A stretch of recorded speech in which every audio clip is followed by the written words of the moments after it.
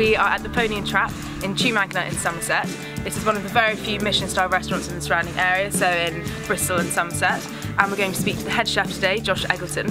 He's going to talk to us about where he finds his inspiration for his menus, about his recent appearance on television, and perhaps about his future plans to write a cookbook or to appear on television again. But let's go and have a word with him now. It's Michelin star award winning. The food is absolutely incredible, but it's also quite relaxed. I feel like it's really about enjoying the food, about enjoying the local produce, and just having a really good time with family or friends or loved ones. And I think that really stands out as his most important goal for him. I'm here today with Josh Eggleton, the Michelin star owner, chef of the Pony and Trap in Somerset in Chew Magna. And I was looking, good morning, hi. I was looking at your menu before I came in. Right. Where did you get your inspiration from then? Everywhere. So, produce, my mood, my past, Are you lying in bed nostalgia. and something light bulb moment comes into your head? Yeah, sometimes in the shower, whatever. It's just anything that you like, or sometimes driving. I think a lot when you drive, don't you? So it can be from anything, and it can be other people, other chefs. It can be us talking about some ideas, you know. Like yesterday we tried a ridiculous thing, like, oh, what can be a patty for? I need a summer patty for. I was like, literally, right, let's go and cut a load of grass outside and infuse that grass, cut grass into water. And we'll add some rose water and some fresh strawberries, and it'd be like a Wimbledon Turkish delight. It's disgusting. So, you know. I thought that sounded incredible. Yeah, it sounds like great. Yeah. Are you quite heavily influenced by foreign cuisine as well? I think Britain is. Yeah. Yeah. That's it. We take on. We're like a magpie culture. We take on lots of it, some other cuisines, and we're happy to do that. You go to Italy and the Italians won't even take on the Italians in the south won't take on a risotto from the north because they want us. Whereas we kind of like we embrace stuff, and that's why we have curry as part of. I count like a chicken tikka masala as part of British cuisine now. Pizza is almost British cuisine, really. You know. So yeah, influences from all over. You can learn, always learn. That's the great thing about food. Carry on learning. I think the most important thing is to just learning to kind of look at something, taste, touch, feel, and understand how that thing, or you understand where you're trying to get to. And you know, once I see something and I'm trying to get something, I think that's right, I'm right. I mean, you know that it's wrong until you get there. So you need to have that, so you need to build that instinct up, and you need training to do that, or you need to train yourself. One way or the other, you get trained by a very good chef to do that, or several good chefs, or you train yourself. Imagine taking a lot longer to train yourself. Maybe, maybe not. And you know, I taught myself a lot of stuff over the years really, so you know, just by reading. I started here very young, I was 22, you know. I only worked with 1-2 chefs to do basic training for a couple of years, and when I left, I was kind of like straight in the deep end. On my own, yeah. Then you have to kind of teach yourself to kind of free your mind. What is your favourite dish, either for the ingredients or to cook?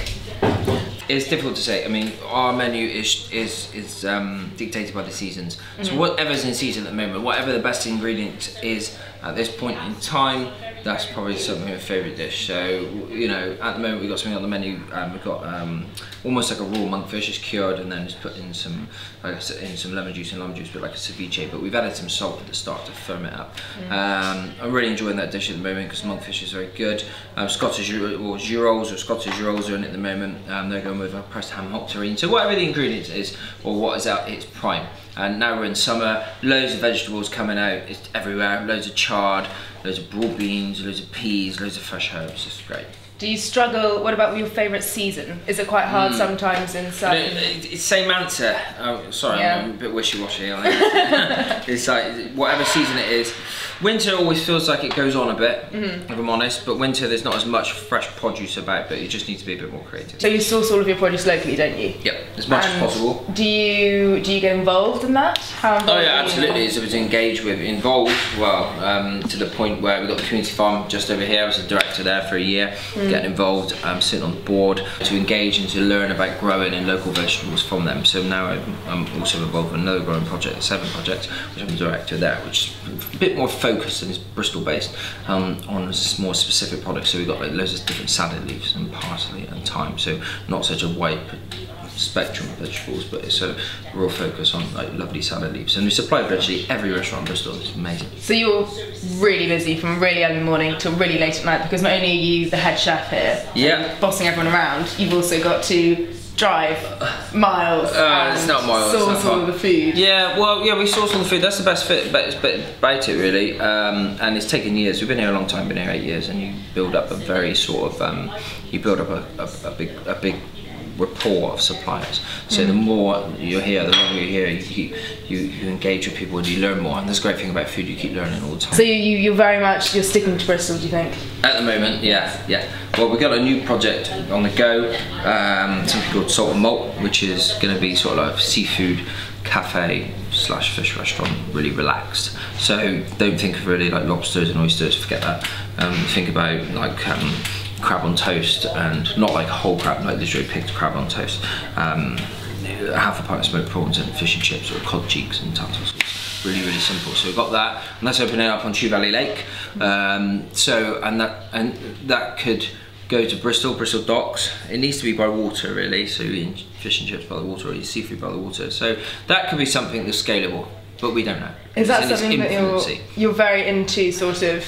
Because I was watched another interview with you, and you were saying about how, you know, the food here is very affordable, and that it's sort of, rather than like massive fine dining experience, it's just friends and family like sitting down and enjoying the food. Absolutely. That's big. Yeah. So this one is, you know, it is affordable. It's going to be very family orientated on Chew Lake. So we want people to just kind of sit around, like just like here, really. But it's a bit more fish bias, and it's going to be a lot cheaper as well.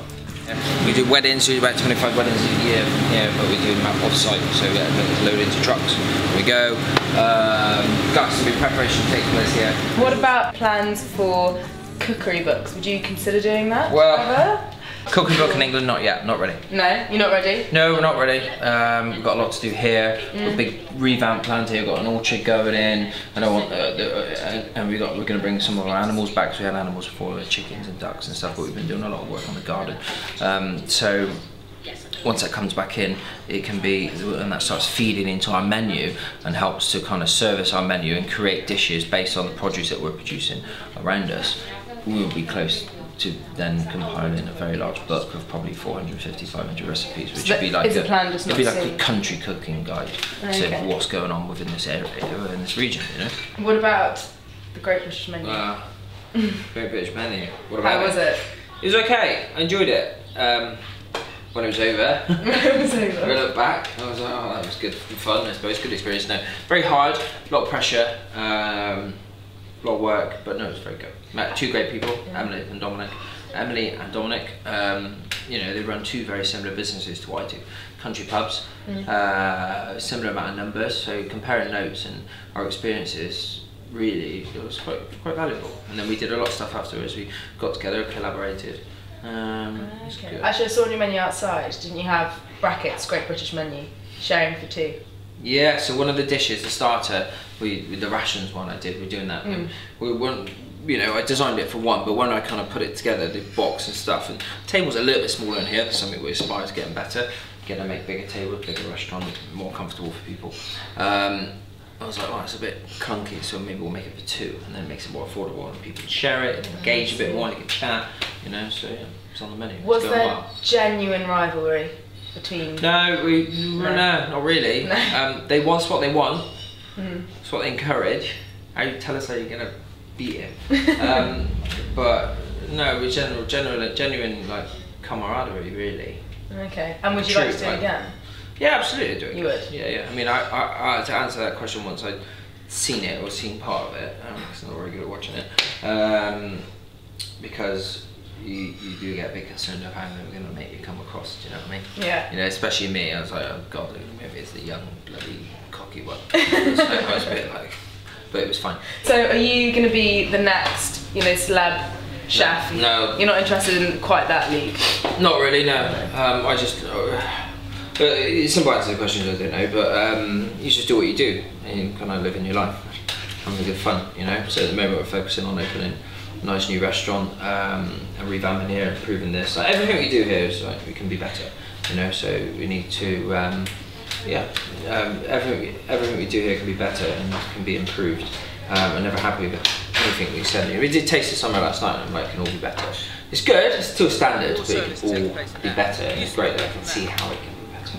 What happens when you go home?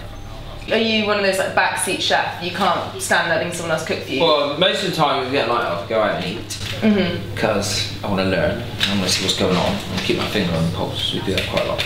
Okay.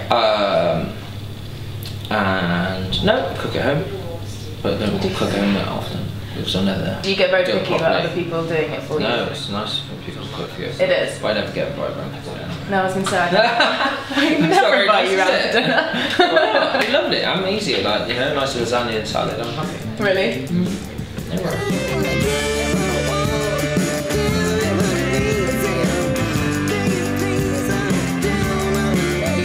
Absolutely lovely, really easy to talk to. Definitely answered all of my questions very thoroughly. Very chatty man, and really interesting. Especially, enjoyed hearing about his experience on TV, of course, and that he's really focusing on the Bristol scene rather than trying to expand to London, maybe like most, famous chefs would do nowadays. And he seems to be doing really well and really enjoying, most importantly, his life as a chef. But at the moment we just do chunky chips. I want to do chunky chips and beef stripping, normal chunky chips and french fries and peanut oil, 3 different types. Why not? In one meal? If they want it.